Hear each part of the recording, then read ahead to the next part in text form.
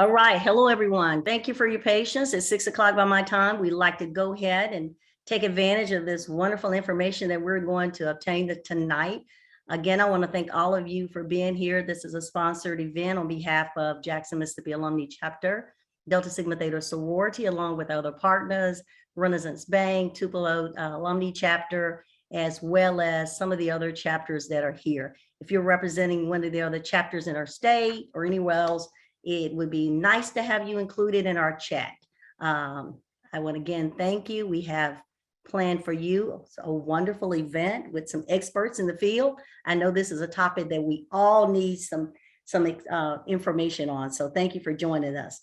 Our two speakers that we have with us tonight, presenting to us, Dashing Through the Holidays Credit Card Makeover, is none other. Of course, you may have met Ms. Hadley before, but she is the first Vice President, Community Outreach and Mortgage Resources Officer. And we also have Ms. Williams. She's with the Mortgage Business Development and Senior Mortgage Banker.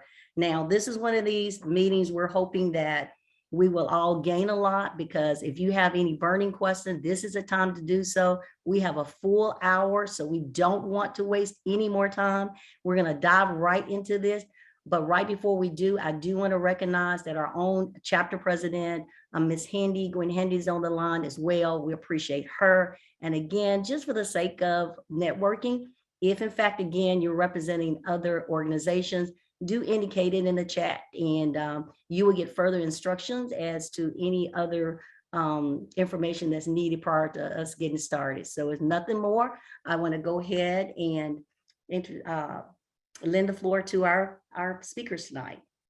Thank you. I do appreciate being here, and just like you all allowing us the opportunity to come in. I started off like it's beginning to look a lot like Christmas. So as usual, decorations before Thanksgiving, some even before Halloween, we saw no surprises there. What is unusual is that many people are feeling just a little bit disconnected from the holidays due to the social distancing we've had to do. Now, we've gotten a lot of us have gotten away from the social distancing. We're kind of coming in again. Not everyone, some of us are working from home, not getting out nearly as much. So Christmas is coming anyway. Stores have prepared, advertisements are on, lights are twinkling, and hopefully we can give you some tips on how to enjoy the holidays and beat this spending crunch, despite the effects of the 2020-2021 pandemic and remnant. On the first day of Christmas, decide what activities you will engage in. What do you usually do for the holidays, and what are the associated expenses? So some of the things that you want to look for are your gifts, your cards, your decorations. Like, what are you going to give people? If the festivities with family and friends, keep those on hand as well. And then your office parties, Christmas dinner, always remember, you're going to have that Christmas dinner, the Thanksgiving dinner also coming up. And then giving or donating, usually we do all those things as well. And travel. So kind of keep that into consideration. And you definitely want to book early. Actually, I have had to change my travel plans twice already. And booking early, sometimes that helps a lot and sometimes it doesn't. But that's something that you definitely want to consider. So I talked about deciding what you're going to engage in, because there's so many things to definitely engage in during the holidays. And so on the second day of Christmas, I'm doing the 12 days of Christmas. So on the second day of Christmas, you want to create a realistic holiday budget. With so many people being affected by COVID-19 in their finances and in their health, which directly affects their finances. So we have to take a realistic approach to holiday budgets. So we have to be realistic about our income and our expenses, and spend or not spend accordingly. So some of the things that I wanted to kind of talk on was create a realistic holiday budget, determine your total spending amount, make sure, of course, first that you have taken care of all your necessary living expenses, and then plan to pay cash or use a pre-filled cash card or use your debit card as a credit card. But you want to make sure that you're not putting a whole lot of money on your credit cards, and then at the end of the holiday season, you're having to pay that, pay for your holiday all year round, all year long, the following year. We definitely don't want to do that. And then you want to allocate funds. what do you know, how much money you're gonna spend on gifts, cards, services, decorations and festivities, on your Christmas dinner, on your donations. You want to make sure that you're kind of making a list and budgeting that out so that you don't end up, just spending a whole lot of money on things that you really did not plan to do. So whenever you make that list, you make that budget, it kind of keeps you in line with everything.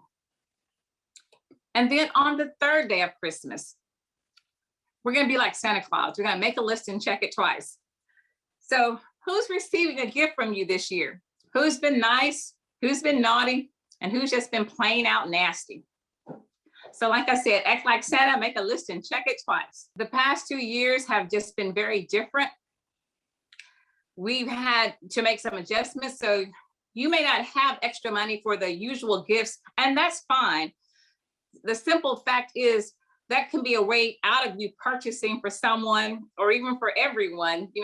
I'm not humbugging or anything like that, but I just think it's okay to be very frugal when spending your money, especially when the season is not about frivolous spending. And we've had all these pandemic issues going on. So like I said, a lot of people may not have that extra money. So we want to make sure that everyone is okay with what they're spending or not spending. So on the fourth day of Christmas, consult with your family and friends.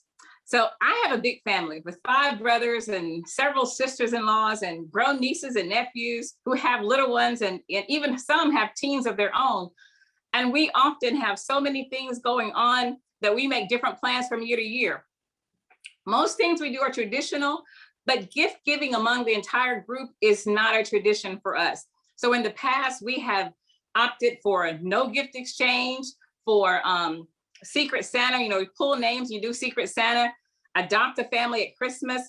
We have volunteered together, especially in the Salvation Army. I know at Thanksgiving every year, like my husband and my daughters, we normally get together and we will actually go and help them either fix the dinners, the box lunches, and then help them deliver them. Or we will just even help prepare the meals or feed the people that actually come into the Salvation Army. So it's, really a lot of fun. It's a family affair and we do it together, and it just really makes a big difference. Also, some of the things that we do, donate a toy to a child. The Salvation Army Angel Tree is definitely one of our friends, and Toys for Tots is another thing that you can donate to. Or even just, like I said, adopt a family earlier. But my children have always just really enjoyed, going and shopping for an angel or a couple of angels from the Angel Tree. So those are just some different things that you can do as a family. And then on the 5th day of Christmas, y'all, this is like prepare to shop. So this slide actually reminds me of the song, My Mama Told Me You Better Shop Around. Anyway, you want to compare prices, ladies. Search for online coupons. Take advantage of credit card rewards. After all, you already paid your way into them, right? So don't try to impress or spend like anyone else. Just remember, everyone's finances are not the same. This is a no procrastination zone. So try to shop early to get the best bargains and to keep yourself from getting stressed out. Make sure you don't leave anyone off your list, whether it's cards, gifts, or services. Don't forget anyone who's on your list. And again, you don't have to shop for everyone. So make sure you're making that list and sticking to that list. Okay, on the 6th day of Christmas. Ready, set, mask up, let's go. You should have a shopping plan and probably a partner, one who can keep you on track and keep you on budget with your spending. So having a partner also provides a security measure. Your shopping partner should not be someone who is easily distracted, nor anyone who likes to break or visit with others a lot, because you always see people you haven't seen in a while and they want to catch up on everyone and everything. Ladies, this is not the time. Get their number and call them later. But don't be rude, but just keep your mind on what you're doing. So you want to set a shopping time frame also, like when you're going to go, what time you're going to go. If you have to shop more than one day, space out your shopping date so that you're not getting overly stressed out about anything. And then, like I said, shop with a goal in mind and keep your list in your hand and go by that list. If possible, leave those little ones at home because they can definitely distract you and cause you to become stressed out. And then also use cash, debit, or credit. And of course, you could lose any of these things, but using cash usually keeps you on point because you know, okay, this is what I have to spend. This is all I'm taking with me. This is what I have to spend. When it's gone, it's gone. I'm not, doing anything else. You can also use your debit card, or you can use your credit card. But usually, if you use your debit card, use it as a credit card and not as a debit card. And when I say that, all you have to do is, with the debit card, of course, you have to put your PIN number in. But and with a credit card, all you have to do is, just what is it? Slash it and go, or zip and go.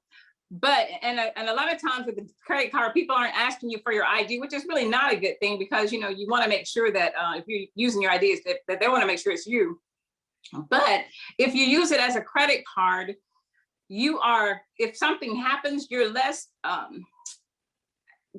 susceptible to have those fees, have those charges come back on you. So you can actually, you're only, I can't think of the word right now, but you're only liable for a certain amount. Whereas with a debit card, you have to let them know, I think within 24 or 48 hours, and you may not even realize you have lost your debit card within that amount of time. But so it's just a lot more secure if you use it as a credit card.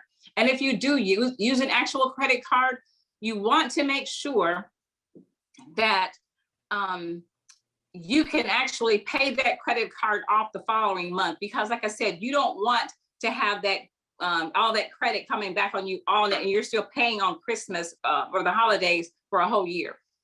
So just keep that in mind. Okay, on the 7th day of Christmas, beware of the shopping momentum effect. You may say, what is that?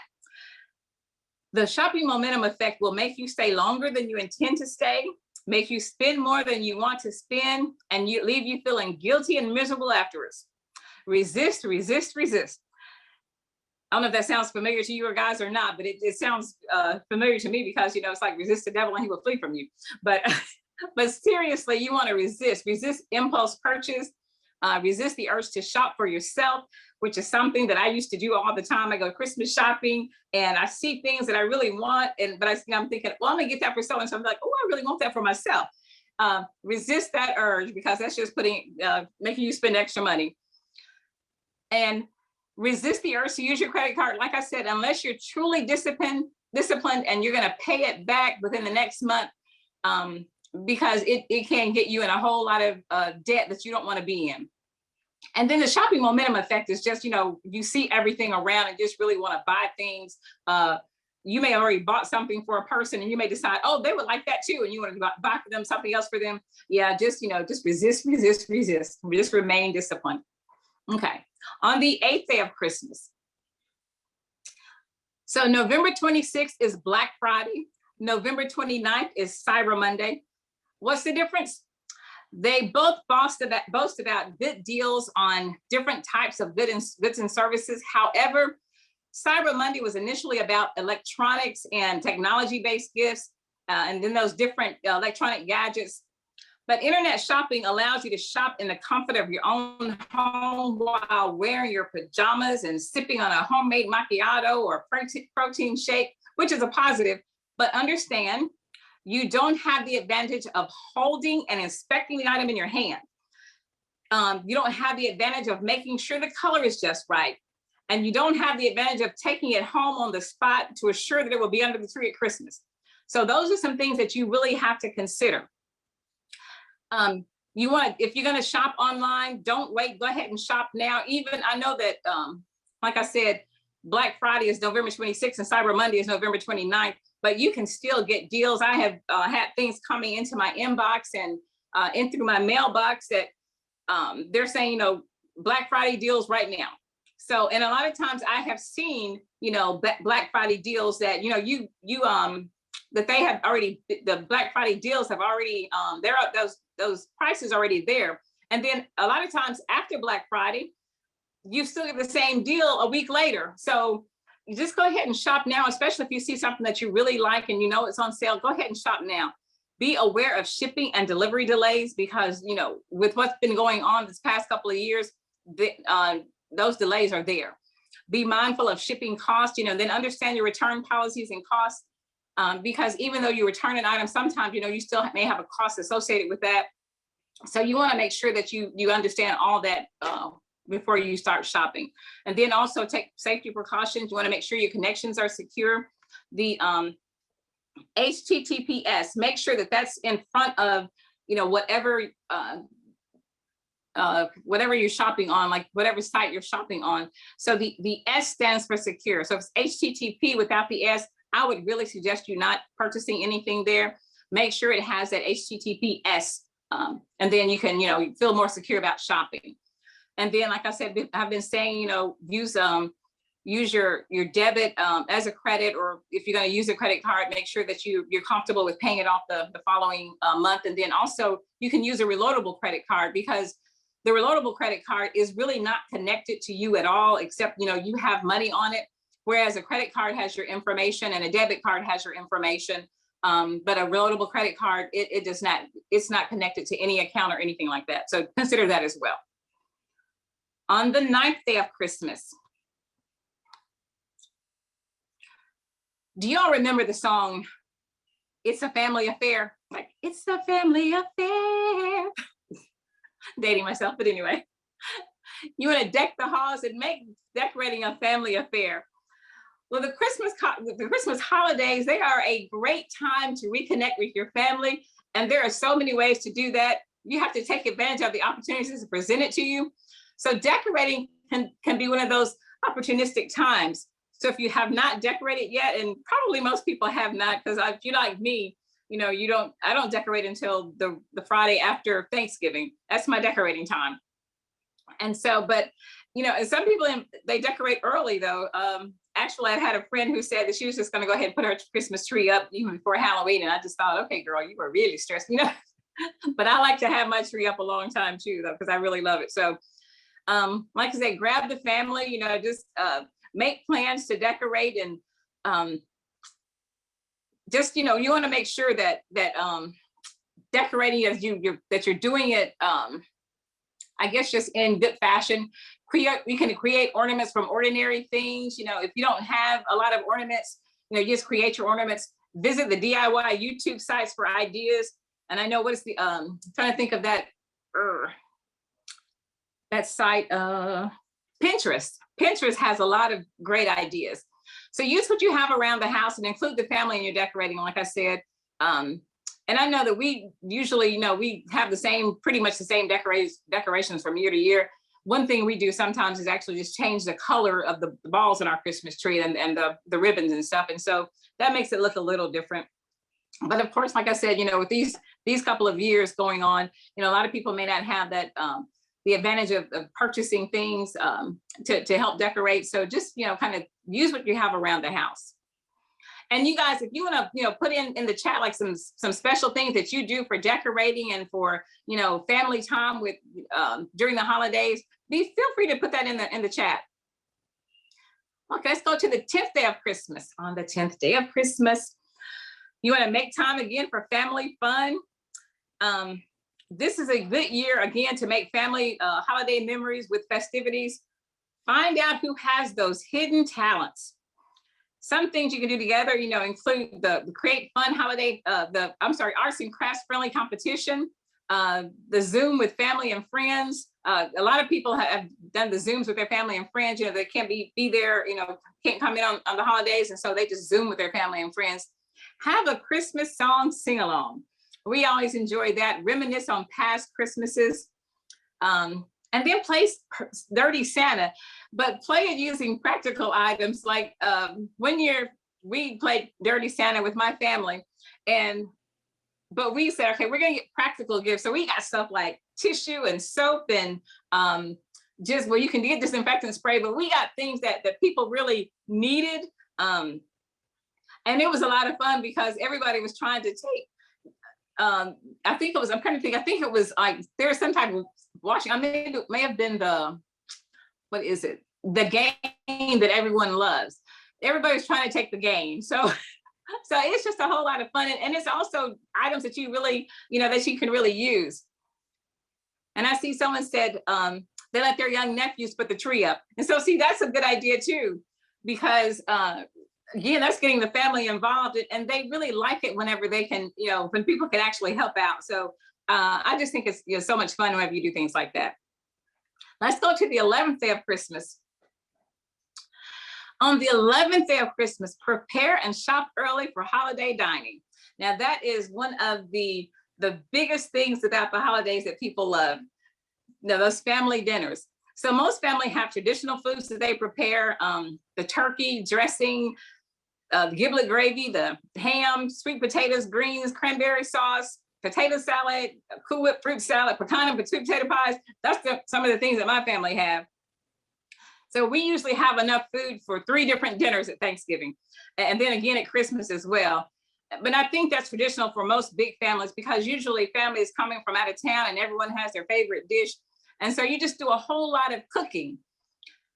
Last year, a lot of people kind of swayed away from the traditional holiday foods. They came up with their own variations.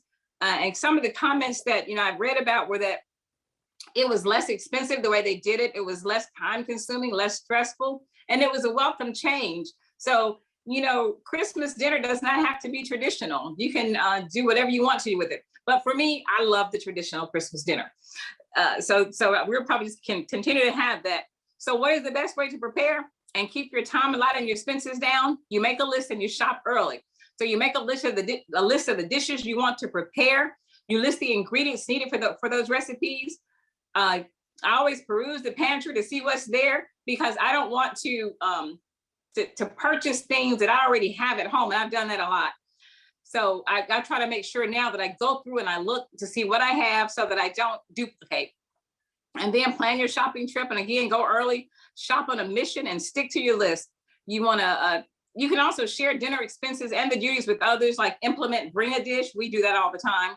So, my brothers will usually prepare, get the meats together, and we as women, we prepare the side dishes and the desserts. So that works out really well. And then also set a monetary limit for yourself whenever you're doing that.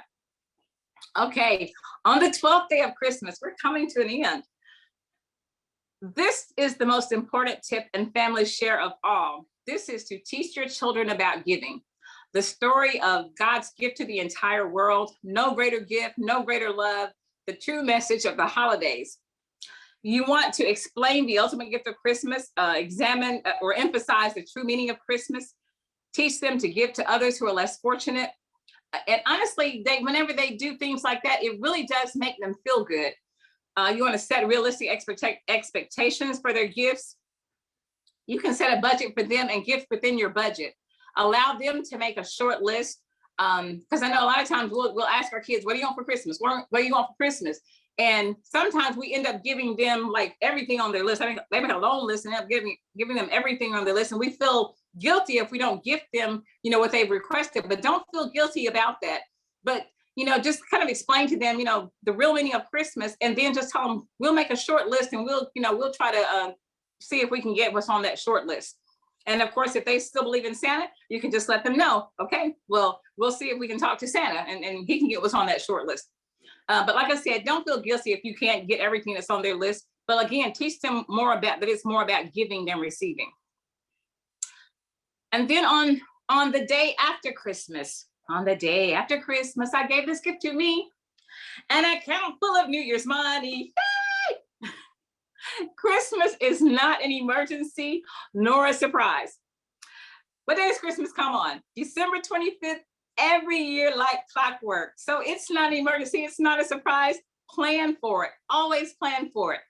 Never deplete your emergency funds. And you should always definitely have emergency funds, but don't deplete your emergency funds to buy holiday anything. You want to plan early for the Christmas holidays, shop the after Christmas sales for next year, make sure it's in your budget. I do that all the time, especially when it comes to just like, the tree, the little tree decorations and things like that, the ornaments. If it's something that I really like, I will, try to go and find some different things that I can put on my tree for the next year. Especially if I'm planning a different color color combination, I'll do that. And so, but make sure it's in your budget. Establish a Christmas savings plan. You can set up an account with the bank, just say, this is for my Christmas. This is for Christmas, this is for the holidays. And then start your saving in January. Put a little aside each month. And then, you do that. And then at the end of the year, you know that you have it. I know I do that every year. And so in November, I can, just kind of, get the money out, and I can, just transfer it to another account. And then I can shop, and I know I have that money and it's already set aside for Christmas. And if I don't use all of it, then hey, I have a little bit extra to do something else with if I want to.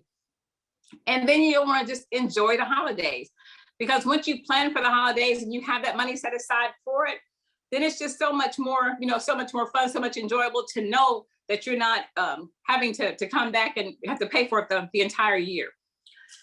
And I believe that may be the end. Let's see. Okay. Yeah. So does anyone have any questions about anything? Yes, Ms. Hadley, I have a question as a panelist, and we'll allow the other folks, but Okay. as it relates to credit, let's say I didn't do my job in saving for the holidays, and Christmas Okay. is a month away. What advice would you get? Should I get a loan from the bank? And I was hoping you'd talk about that. And if so, what type of loan would that look like? So please advise. Okay. I would not advise to get a loan from the bank. Again, because some of the things I've talked about is making do with what you have. And whenever you say, like, if you haven't saved any money for Christmas and you're still, like, I guess you're talking about like maybe buying Christmas gifts for family and friends, like, unless it's your immediate family, and actually children in your immediate family, I wouldn't even, I would just say, guys, this year we're having a new tradition. We're just not really going to do all that shopping this year. But I would, and just tell your children, like, we're gonna, I guess even just let them know, we're on a budget, or Santa's on a budget, or whatever. But we will just tell them, like I said, tell them to make a short list and see what's on their list. And if there is something that that you really know that they really like and you can afford it, then go ahead and get it. But yeah, getting loans for Christmas is not something that I tell people to do at all.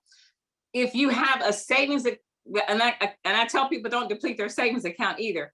But I know, because Christmas is such a holiday that you really want to give. You want to make sure that you're doing things for your family. But again, you don't want to get yourself in a bind. Whereas, because if you don't have money this year and you take out a loan, then you're going to put yourself in a bind for the year coming up. So we'll say for 2022, you're going to be having to pay that loan back. So you're really not going to be able to save money. So you're not going to come out ahead at all unless you know that you have money coming in.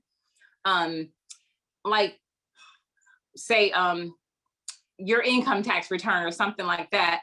But the thing is, a lot of people, even if you get a loan and you have that income tax come in, a lot of people are not going to use that income tax to pay a loan off. They're not going to use the income tax to pay a credit card off. So I would say, in order to keep your debt down, to keep your expenses down, I would just say still do what you can with what you have. Now, if you want me to actually talk about a type of loan that you can get, I can do that. But that's just, With this whole credit card makeover concept, I'm thinking in terms of, it's the holidays coming up, but I hear you strongly discouraging not acquiring any new debt, but staying Yes. within your means. Yes. And Tamara is going to talk about the credit card makeover. So she may actually talk on those lines as well. Good. Great job. I was just ahead of the game. Yes. I'm sorry. Thank you. Oh, not a problem at all. And so I see the comment about having Christmas on spring break. And I think that's a great idea. Maybe just get a couple of small gifts. Yeah. And head to the beach. I love that idea. So that's what I'm saying. You can break from tradition. You don't have to, just because it's Christmas and everybody else is buying all these big gifts, you don't have to do that. So I think a spring break Christmas sounds good. Okay. Well, guys, I have enjoyed this. I'm just gonna stay on the line. So at the end, if anyone has any more questions, Tamara and I will be available to answer. And Tamara, I am going to turn it over to Tamara to do credit card makeover. Pam, you're kind of hard to follow behind. I don't have any good catchy slides, but I will try to make it fun.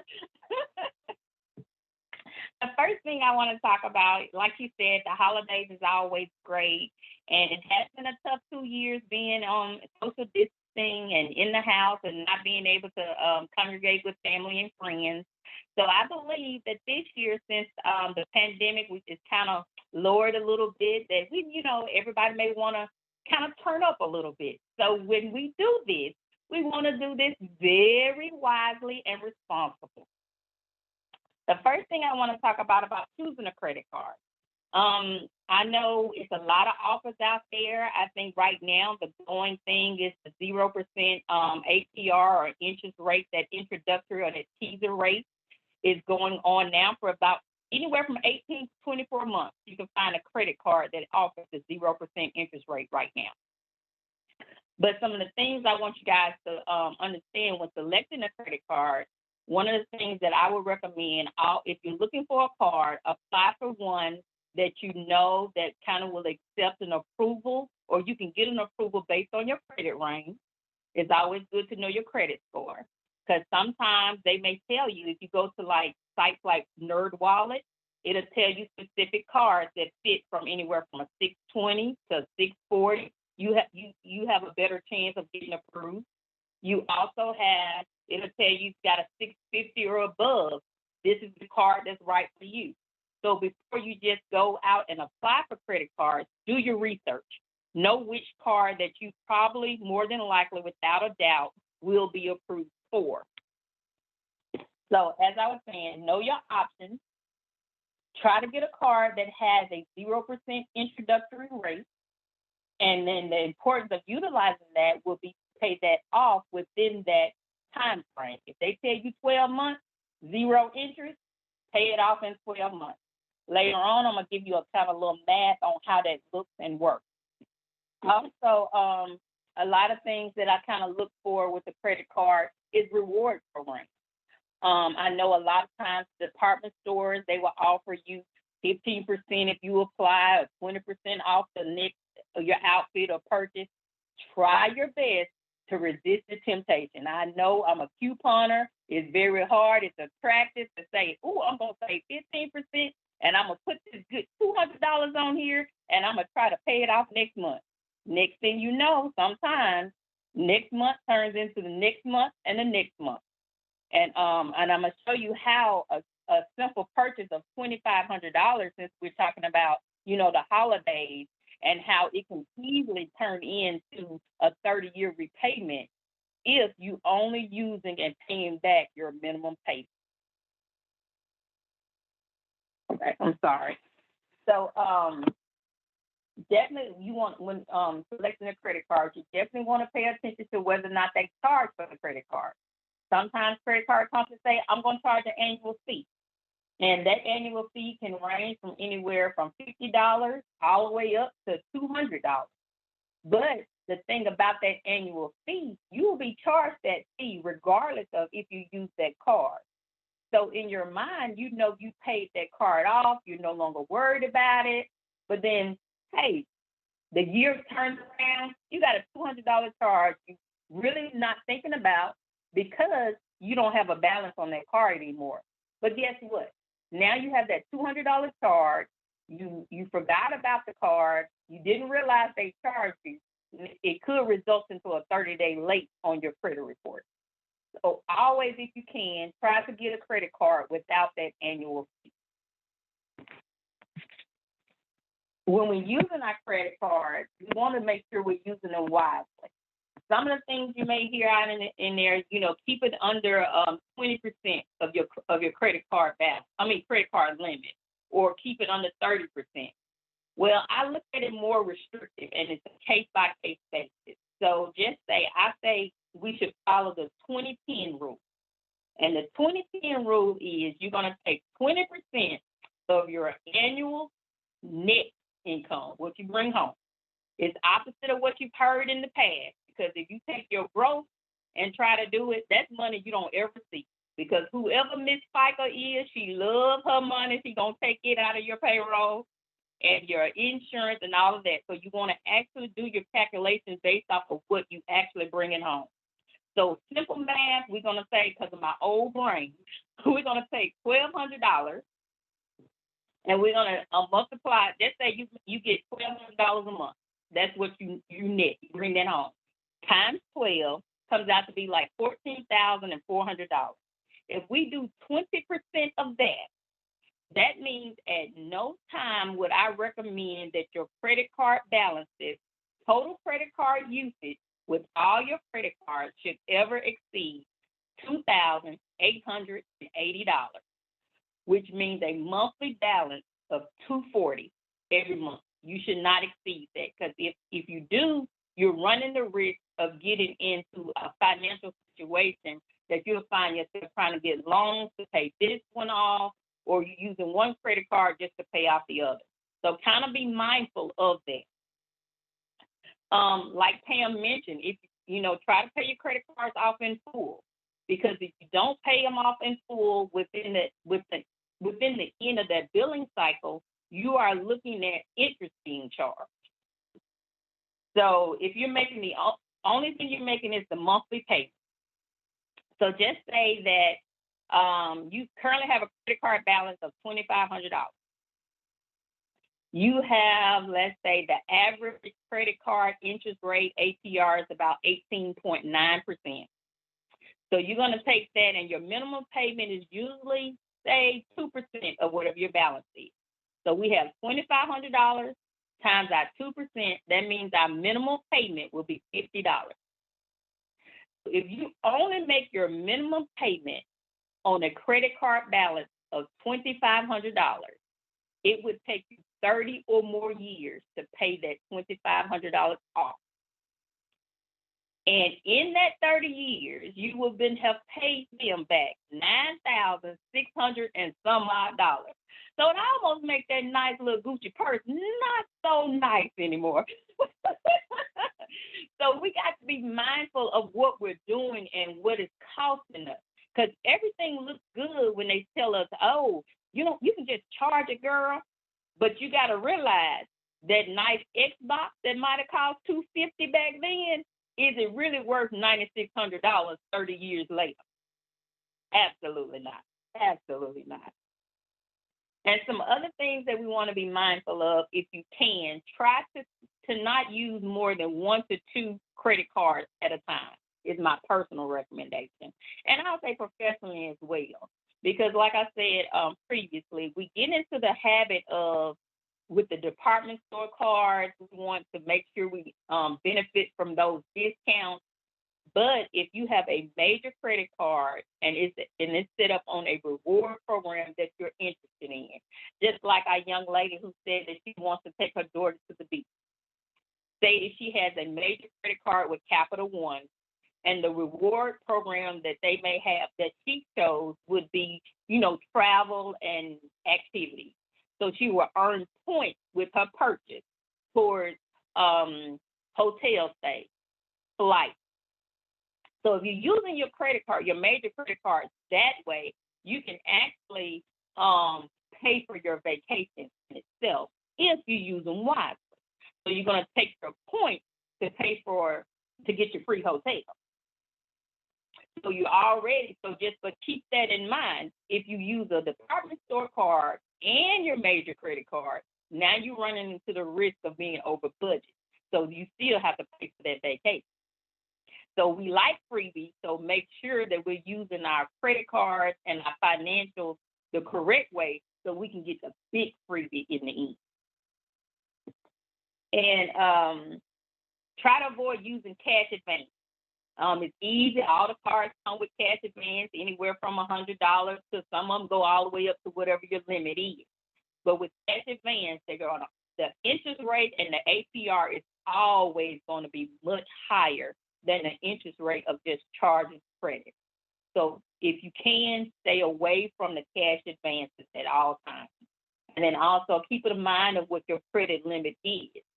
Because yeah, they will let you go above your credit limit, but you're gonna pay extra for that.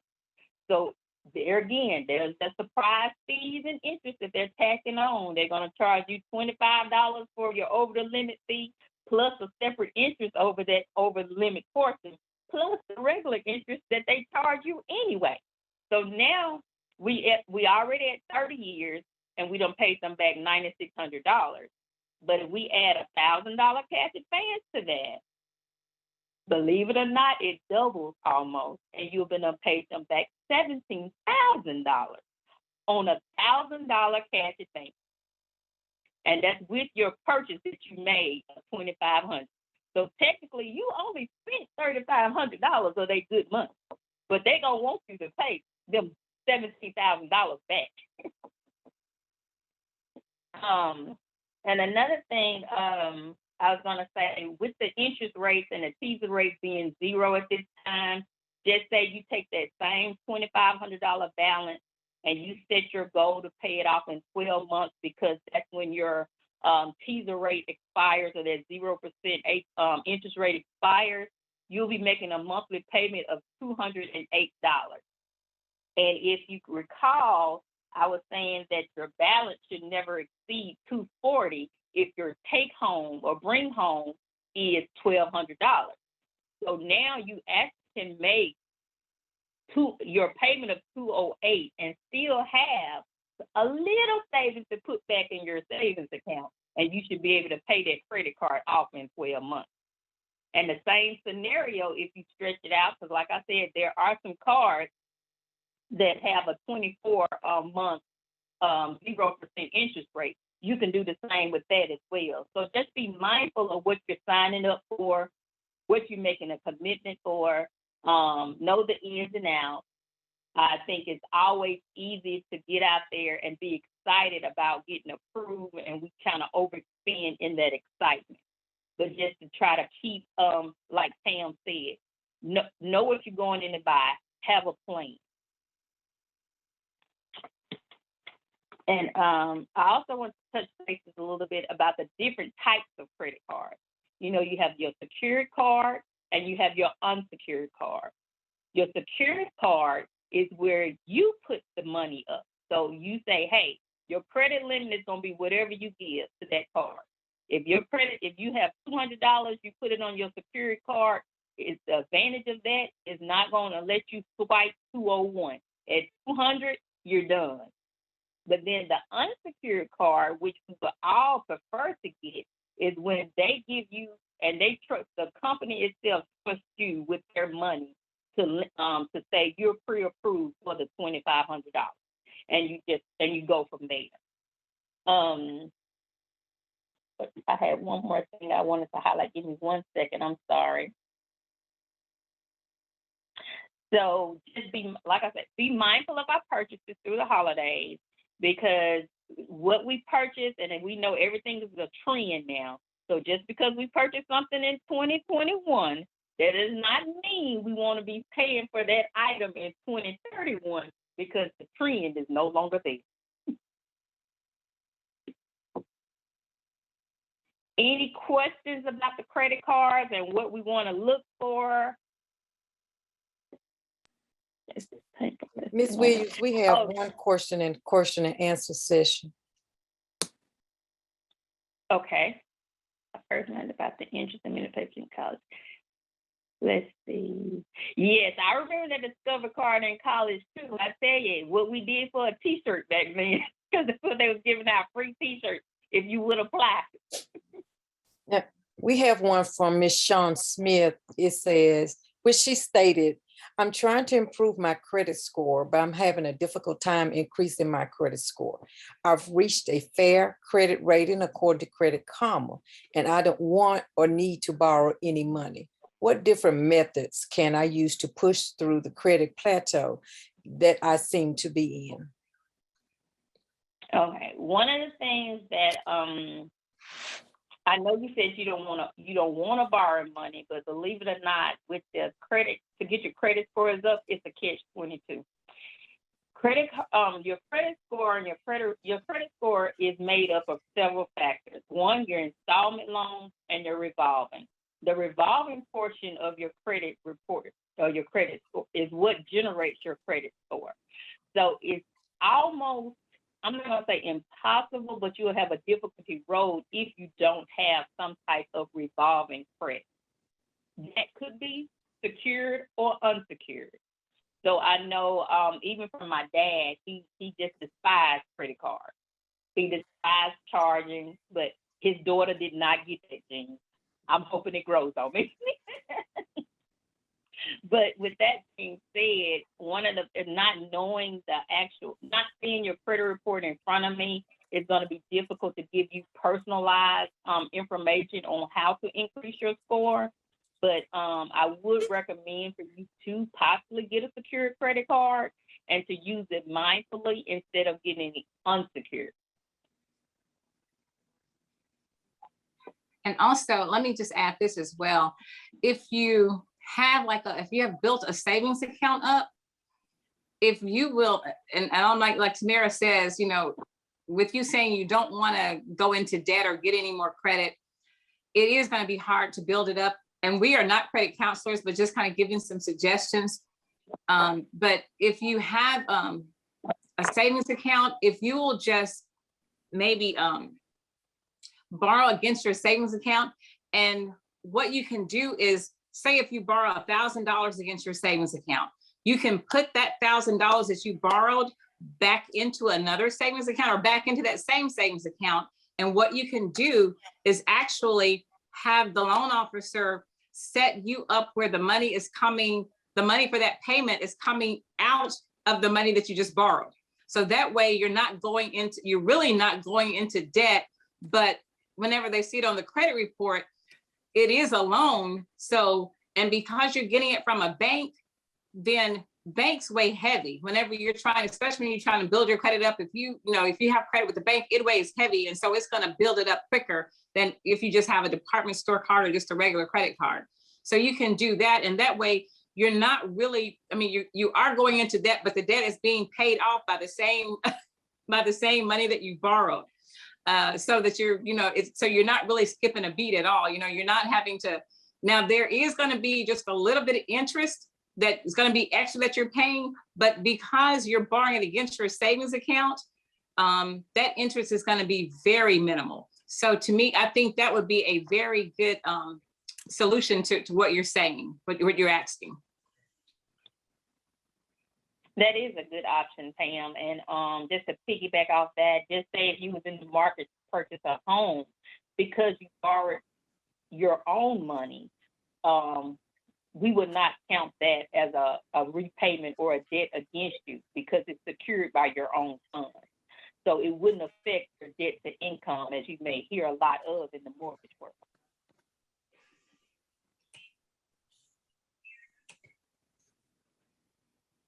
Are there any more questions? Hope that helped you out. That's it. I'm going to ask a question about the, my kids have helped me on to this Credit Karma. Is it Credit Karma? And I know Lasai is one of our committee members on here, and it gives you frequent updates on any activities.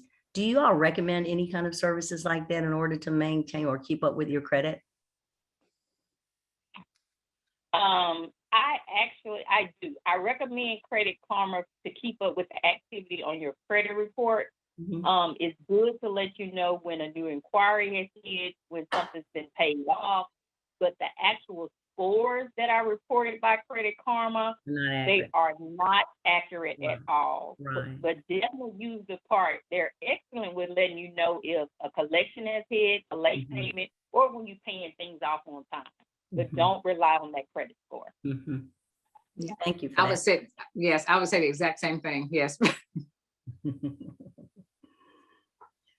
Well, if we don't have any other questions, and I don't see any other in the chat, ladies, I want to tell you this is incredible information. We do have, again, as I mentioned earlier, our chapter president on the line. Ms. Handy, did you want to extend any closing remarks?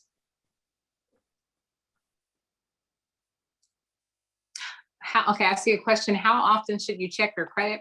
Oh, Your I would say don't rely so much on, don't try to see what your credit score is, but I would say what you would really need to do is check your credit, and you are allowed to pull your credit from all the three major credit sources, which are Equifax, Experian, and TransUnion. You're allowed to pull that credit once a year from each one of them. So what I always tell people to do is and this is what I do also. I have to go in alphabetical order. So Equifax, Experian, and TransUnion. So in say around February, I will pull my credit with Equifax. And what I'm looking for is just to make sure that everything that has been reported under my credit, it actually belongs to me. And I'm also looking to see if there has been anything reported incorrectly under my name. Say if I have a credit card and they said, okay, you're 30 days late, and I know I'm not 30 days late, then I'm like, okay, something's going on. But so you pull that, you check your credit. So you're looking for abnormalities or anomalies in your credit that that should not be there. So in February, I pull it with Equifax. Around June, I will go and pull it with Experian. And then around September, October, I'll go back and I will pull it with TransUnion. And that allows me to look at my credit 3 different times of the year, but I'm pulling it with each one of those companies once a year, which I'm allowed to do for free. But it allows me to look at my credit 3 times a year, so that if anything pops up between that time span, I can catch it pretty quickly. mm-hmm.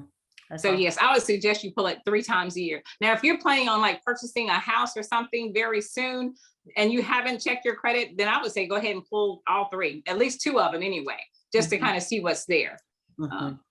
Yeah, and then that way, if you see anything, you can kind of work on what you have. And Tamara may have may want to speak on that as well. And then also, like Pam said, you can go to each of the individual bureaus, or you can also go to annualcreditreport.com once a year, and you can it will allow you to pull all 3 of the bureaus at one time. So you'll actually be able to pull 3 credit reports from Equifax, Experian, and TransUnion once a year. And then also, if you apply for credit and you're denied, or if you apply for a job and you are denied that job based on your credit, you are entitled to a free credit report from that bureau that say Capital One may use Experian and they declined you. You are entitled to a copy of your credit report free for each declination or decline loan or application for credit. You can pull it at free. Well, I'm sorry, it'll be annual credit report, all one word, .com. Yeah, I'm putting it in the chat. Okay, and it is a soft pull, meaning that it doesn't have an adverse effect on your credit score.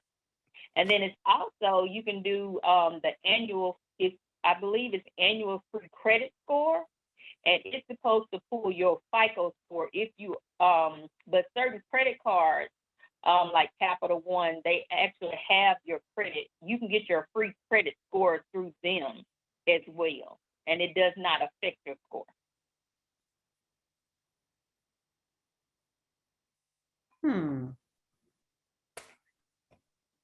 All right. Great information, ladies. Yes. All right. I see Miss Handy's on the line now. Yes. I'm here, Shirley. Okay. Okay. Any closing remarks on you? Yes. First, I just want to thank the Jackson, Mississippi Alumni Chapter Economic Development Committee for a wonderful job, and of course, acquiring 2 wonderful speakers. We want to thank Miss Pam Hatley and Miss Tamara Williams for sharing tools for our holiday spending. I especially want to thank Miss Hatley for those soulful songs relating to the tips that she offered. Thank you. Thank you so much. You all have given us tips on how to make everyone happy at Christmas and still stay within our budget. Thank you so very much.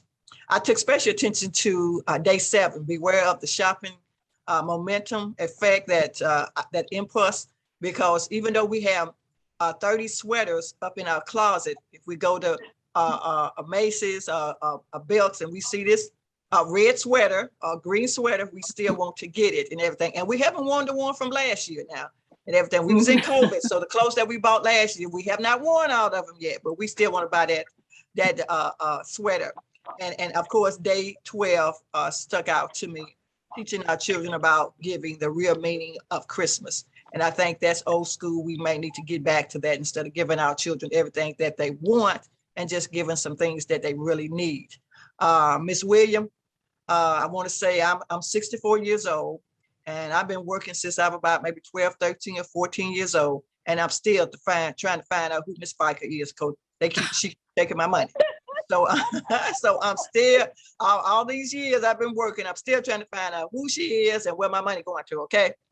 Again, I want to thank my Economic Development Committee and members of that, Shirley Tucker, who is led by Sarah Shirley Tucker, and her co-chairs and all the members on that committee. Thanks again, and you have really given us the tools to keep our head above the water this Christmas holiday. Again, thank you so much. There's one last question, lady, before we adjourn. Somebody wants to know, who is FICA? We all want to know. But they're taking my money, you know, they take everybody's money. All I can tell you, they say it's about Social Security. That's all I can tell you. Yeah, they say it's about Social Security. I don't know. I know. Well, thank you, ladies. All right. She is a part of the other chapter, and we have many of our community members have joined us as well. So Okay. this is awesome. So appreciate everybody for being on the call tonight, and look forward to future sessions. And we are wonderful for the collaboration that we have with Renaissance Bank. And so hopefully, team, we'll see you again in December for our next session on theft. And we definitely want to have a discussion about that. Okay. Okay, sounds good. Thank you all. Nothing much All more. right, have a good Everybody night. have a good Thank night. you, guys. All right, Good good night. night. Andy. All right. Good night, all. Thank you. You all be blessed. Bye-bye.